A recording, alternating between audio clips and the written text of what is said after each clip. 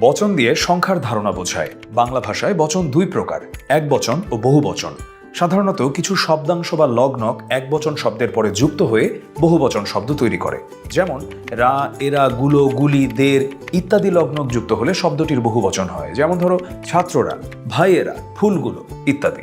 কিছু একবচন শব্দ বহুবচন হওয়ার সময় কাঠামোগত পরিবর্তন ঘটায়। যেমন আমি থেকে আমরা, তুমি থেকে তোমরা, সে থেকে তারা। আবার ধরো প্রাণী বা বস্তুর নামকে বহুবচন করতে সব, সমূহ, আবলি, মালা ইত্যাদি লগ্নক যোগ করতে হয়। যেমন ভাইসব, গ্রন্থসমূহ, নিয়মাবলী, মেঘমালা ইত্যাদি। মানিপক্ষের বহুবচন করার সময় গণ, বৃন্দ, মণ্ডলী, বর্গ ইত্যাদি লগ্নক যোগ করা হয়। যেমন সদস্যগণ, দর্শকবৃন্দ, সুধীমণ্ডলী ইত্যাদি।